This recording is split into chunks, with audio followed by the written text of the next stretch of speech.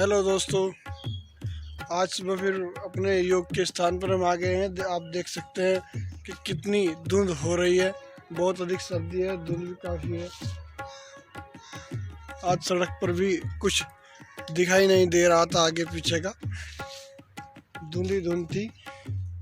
लेकिन जहाँ हम योग करते हैं वहाँ थोड़ा धुंध का प्रकोप कम है, क्योंकि ऊपर पेड़ है। पेड़ ने छाया बना रखी है। ऊपर सामने अमरूद का पेड़ है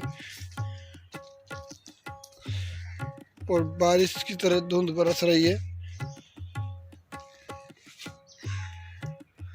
यहाँ बहुत सारे पेड़ ही पेड़ हैं और इनके बीच में धुंध बैठी हुई है।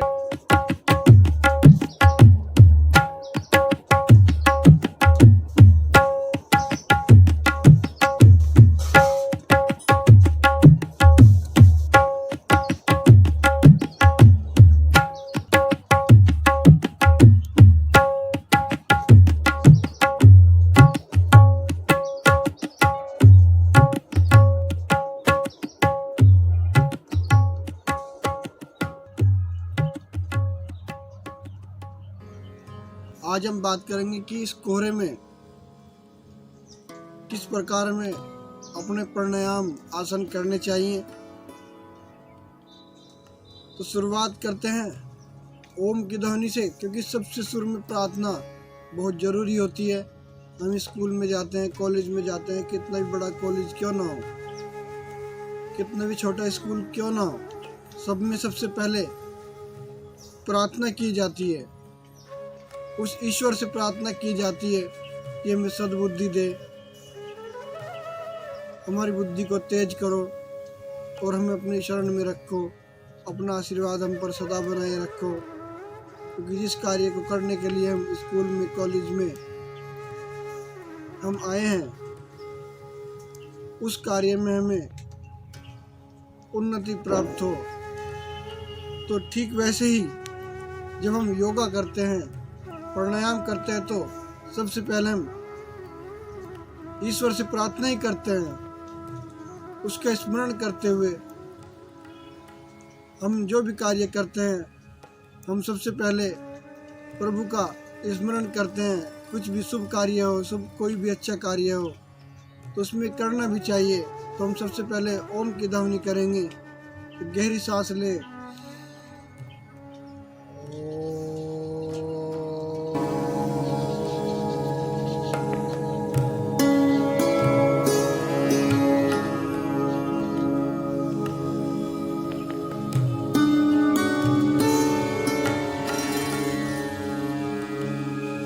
गायत्री मंत्र का जाप करें। ओम भूर्भुवः स्वः तत्सवितुर्वरेण्यं भर्गो देवस्य धीमहि धियो यो न प्रचोदयात्। फिर महामृत्युंजय का जाप करें। ओम त्र्यंबकं यजामहे सुगंधिं पुष्टिवर्धनम् उर्वारुकमिव बन्धनान् मृत्योर्मोक्षयेमामृतात्। दोनों हाथों को आपस में रख कर इनको तेज लाएं और अपने मुखमंडल को सहलाएंगे।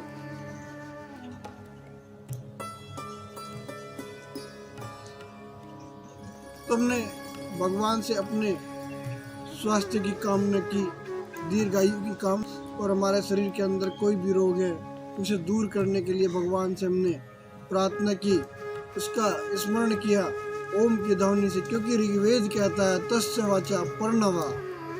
ओम ईश्वर का वो शब्द है जिस शब्द से ईश्वर को जाना जाता है। जैसे हर किसी का अपना एक नाम होता है, वैसे ही ईश्वर का जो वाचक नाम है, वाचक शब्द है, वो ओम है। तो शुरुआत करते हैं हम भस्त्रिका प्राणायाम से। गहरी सांस अंदर लेते हैं और गहरी सांस को बाहर छोड़ते हैं।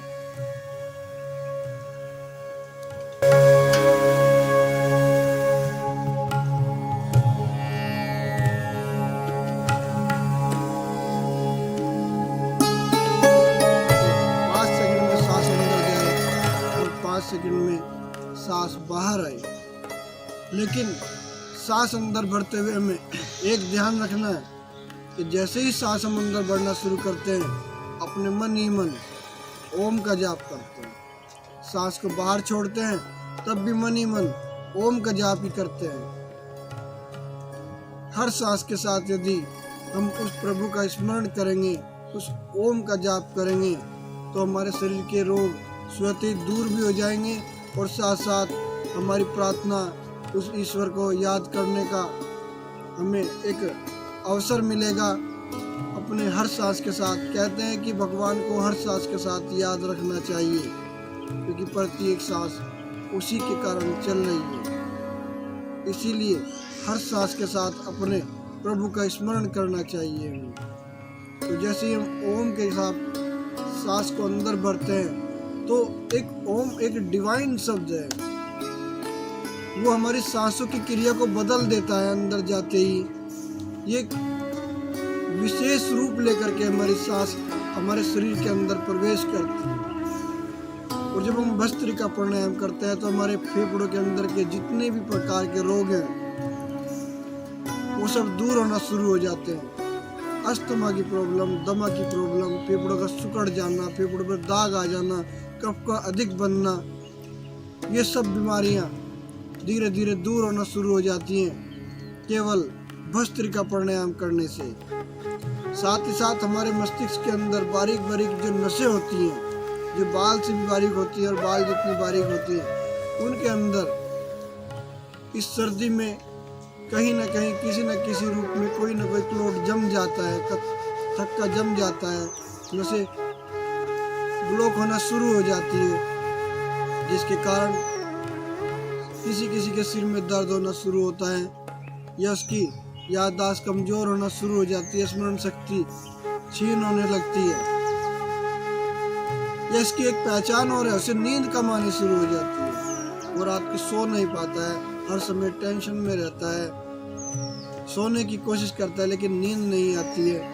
तो उसके लिए ये सबसे महत्वपूर्ण प्राणायाम है भस्त्रिका प्राणायाम। लेकिन दोस्तों, इस सर्दी भरे मौसम में, इस धुंध भरे वातावरण में यदि कोई व्यक्ति फेफड़े का रोगी है या गले का रोगी है, या उसको अस्थमा है, दमा है, या कुछ सांस की प्रॉब्लम है,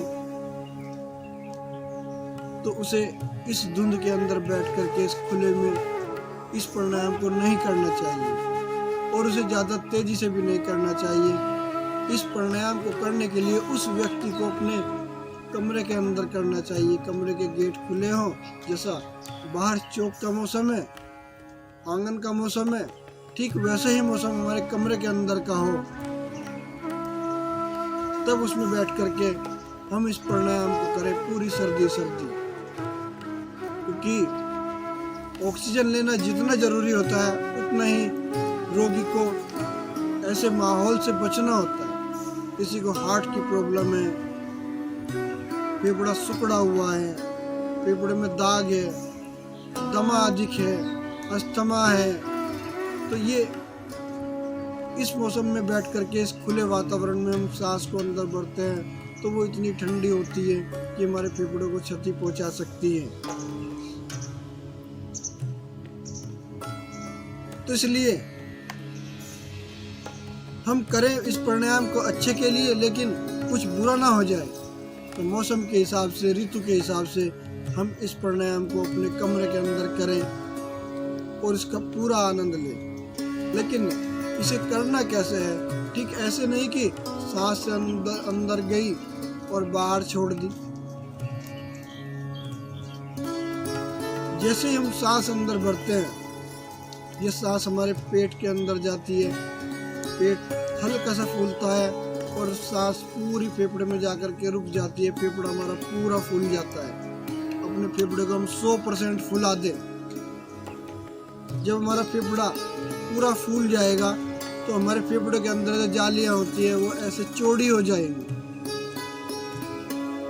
जो छिद्र होते हैं वो चौड़े हो जाते हैं, और उन छिद्रों के अंदर जो प्रदूषण के कारण धूल मिट्टी के कण भर जाते हैं, रुक जाते हैं, या कफ अधिक बना हुआ है, कफ उसके अंदर भर जाता है, जालियां ब्लॉक हो जाती है, तो में अस्थमा की प्रॉब्लम हो जाती है, सांस लेने में दिक्कत आनी शुरू हो जाती है, थोड़ा सा चलते ही हमें सांस चढ़ना शुरू हो जाता है, खांसी उठने लगती है। और हम भस्त्रिका प्राणायाम करते हैं 5 मिनट, तो फेफड़े को ऐसे खोल देता है, सारी जालियाँ वे चौड़ी हो जाती है, जिसके कारण उसके अंदर का जो मल है वो बाहर निकलना शुरू हो जाता है। वहाँ से कुछ तो धूल मिट्टी कण हमारे सांस के द्वारा बाहर निकलते हैं, और जो कफ आदि चीज़ें होती हैं, इस तरह की स्थूल चीज़ें होती हैं, भारी चीज़ें होती हैं, वो हमारे मल द्वारा बाहर निकलना शुरू हो जाती है और हमारा फेफड़ा स्वस्थ होना शुरू हो जाता है। हम सामान्यतः दिन में सांस लेते हैं तो केवल 25% फेफड़ा ही फूलता है, ऊपर का फेफड़ा फूला और वहीं का वहीं पिचक गया, नीचे का पूरा फेफड़ा तो फूल ही नहीं पाता है, क्योंकि हम सांस ही छोटी लेते हैं। यदि हम सांस लंबी ले और गहरी ले तो हमारा 100% फेफड़ा फूल जाएगा। जब हमारा 100% फेफड़ा फूलेगा तो ऑक्सीजन भी अधिक मात्रा में शरीर के अंदर जाएगी। और ध्यान रहे, जितनी भी ऑक्सीजन हम शरीर के अंदर ग्रहण करते हैं उसका 25% हिस्सा हमारे ब्रेन को चाहिए, क्योंकि ब्रेन को बहुत कार्य करना होता है, पूरे सिस्टम को वो अपने कंट्रोल में रखता है। हम मुट्ठी भी बंद करते हैं तो वो भी ब्रेन के कारण नहीं करते, क्योंकि ब्रेन के जो संदेश वाहक होते हैं इस मुट्ठी तक पहुंचते हैं, वो इतनी तीव्र गति से जाते हैं कि मन में विचार आते ही मुट्ठी बंद कर लेते हैं, क्योंकि संदेश वाहक पहुंचे मूल्यों के पास, उन्होंने कहा मुड़ जाओ, मुट्ठी बंद हो जाओ, तो इसलिए वो बंद हो गई। तो फेफड़े को अधिकता इसको जितने भी फेफड़े के अंदर सांस पहुंची उसका 25% हिस्सा केवल इस छोटे से एरिया में चला गया, इसने उसे ग्रहण कर लिया, और बाकी जो 75% ऑक्सीजन जो बची है उसके पूरा शरीर ग्रहण करता है। तो क्यों ना हम इस प्राणायाम से पूरा लाभ लें और अपना 100% फेफड़ा फुलाएं, 100% ऑक्सीजन शरीर के अंदर ले, ताकि फेफड़े के ऑक्सीजन लेने के बाद पर्याप्त मात्रा में हमारे पास ऑक्सीजन हो इस पूरे शरीर को देने के लिए। इस शरीर के अंदर ऑक्सीजन जाती कैसे? फेफड़े से हमारे रक्त में मिलती है, और रक्त में मिल करके हार्ट उस रक्त को ग्रहण करता है, और वो रक्त हमारा दिल पूरे शरीर के अंदर फैला देता है, और प्रत्येक कोशिका तक उस रक्त के द्वारा ऑक्सीजन पहुंचती है, और वहाँ जो पहले से ऑक्सीजन है वो कार्बन डाइऑक्साइड बन करके वापस आ जाती है, जिसे हम बाहर निकालते हैं। तो इस अभ्यास को जारी रखेंगे और गहरी सांस अंदर लेंगे, पूरी सांस एकदम नाभि से नीचे तक जाए और फिर वापस आकर के फेफड़ों में बढ़ना शुरू हो जाए। उदाहरण के तौर पर मैं आपको एक उदाहरण देता हूँ। जैसे हम गिलास लेते हैं और इस गिलास के अंदर हम पानी भरते हैं, तो सबसे पहले पानी कहाँ जाता है, कहाँ भरता है? सबसे पहले पानी उस गिलास की तली में जाता है और तली को भरता है, और तली को भरते हुए वो ऊपर की ओर आता है। ऊपर से गिलास चौड़ा होता है, ठीक हमारे शरीर के हिसाब से पेट नीचे से पतला और सीना हमारा चौड़ा होना चाहिए, उस गिलास के शेप की तरह, बाल्टी के शेप की तरह। वैसे ही पानी भरता है, तो वैसे ही ऑक्सीजन भी भरेगी, पहले तली में जाए और फिर ऊपर आकर के फेफड़ों में रुक जाए, पूरा फेफड़ा फूल जाए। इसी प्रकार अपना भस्त्रिका प्राणायाम करें और इसका पूरा लाभ लें।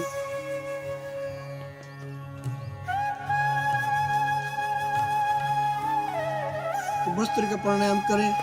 शुरू में हम 5 सेकंड में सांस अंदर भरते हैं और 5 सेकंड में बाहर निकालते हैं, वो भी मन ही मन ओम के जाप के साथ। और मन में एक विचार है कि इसके करने से मेरे फेफड़ों के रोग धीरे धीरे दूर हो रहे हैं, मेरे फेफड़ों के अंदर जो कमी है वो पूरी हो रही है और शरीर के अंदर ऑक्सीजन मात्रा में भरपूर पहुंच रही है। इसी प्रकार अपने सांस को लेते हैं हम 5 सेकंड में अंदर और 5 सेकंड में बाहर। जब 3 मिनट कम से कम हो जाए, इस प्रकार सांस अंदर भरते हुए। तो जब सांस की गति को तुरंत दुगना कर दे, 2.5 सेकंड में अंदर जाए और 2.5 सेकंड में सांस बाहर आए।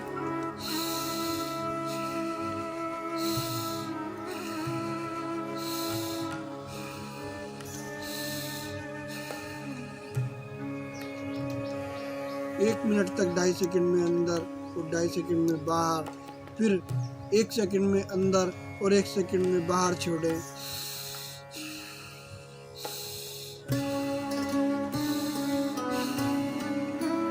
और उसके बाद जितना जिसमें सामर्थ्य है, अपने सामर्थ्य के हिसाब से अपनी स्पीड को बढ़ा दें। जितनी भी स्पीड हम बढ़ा सकते हैं, उतनी स्पीड से हम सांस को अंदर और बाहर छोड़ेंगे।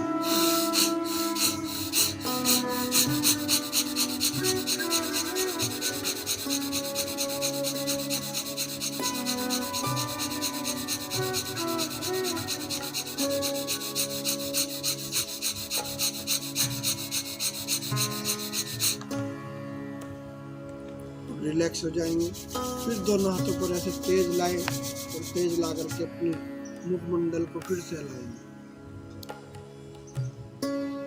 दोस्तों, आज हमने आपको भस्त्रिका प्राणायाम कैसे करना चाहिए, उसके क्या क्या लाभ होते हैं, उसके बारे में हमने आपको अवगत कराया। आप भी इसको करके इसका पूरा लाभ उठाएं और अपने फेफड़ों को स्वस्थ बनाएं। यदि किसी को फेफड़े का रोग भी नहीं है और वो इसको करता है, तो उसे रोग कभी होगा ही नहीं और वो पूर्णतः स्वस्थ हो जाएगा। उसका फेफड़ा कभी भी सिकुड़ेगा नहीं, कभी खराब नहीं होगा, उसके अंदर कोई दाग धब्बा नहीं आएगा। और मैं आपको एक चीज और बता दूं दोस्तों, हमारे शरीर के अंदर 2 फेफड़े होते हैं। सब जानते हैं कि हमारे शरीर के अंदर 2 फेफड़े ही कार्य कर रहे हैं, लेकिन मैं आपको बता दूं, हमारे पास 3 फेफड़े हैं, 2 फेफड़े नहीं। जो उस ईश्वर ने 2 फेफड़े हमारे शरीर के अंदर दिए हैं और 1 फेफड़ा हमारे शरीर के बाहर दिया है। शरीर के अंदर वाले जो 2 फेफड़े होते हैं, वो ऑक्सीजन को ग्रहण करके कार्बन डाइऑक्साइड को बाहर निकालते हैं। लेकिन जो बाहर वाला जो फेफड़ा है, वो अंदर वाले फेफड़े से भी महत्वपूर्ण है। और बाहर वाला फेफड़ा कौन सा है? बाहर वाला फेफड़ा ये पेड़ पौधे होते हैं।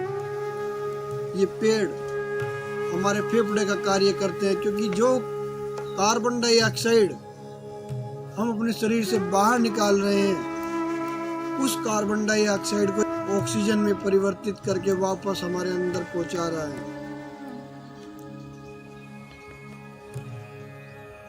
यदि ये बाहर वाला फेफड़ा खत्म हो जाए, इस पृथ्वी पर से ये पेड़ पौधे नष्ट हो जाए, इनकी प्रजातियां खत्म हो जाए, तो केवल कार्बन डाइऑक्साइड ही बचेगी। और फेफड़े को तो हमारे ऑक्सीजन चाहिए, कार्बन डाइऑक्साइड तो फेंकता ही है। तो इनका ध्यान रखें। बाहर वाला फेफड़ा भी उतना ही स्वस्थ होना चाहिए जितना हम अपने अंदर वाले फेफड़े को स्वस्थ रखना चाहते हैं। अपने जीवन में एक पेड़ जरूर लगाएं, अपना फेफड़ा समझ करके लगाएं कि ये पेड़ मेरे बाहर का फेफड़ा है, मेरे शरीर के बाहर का फेफड़ा।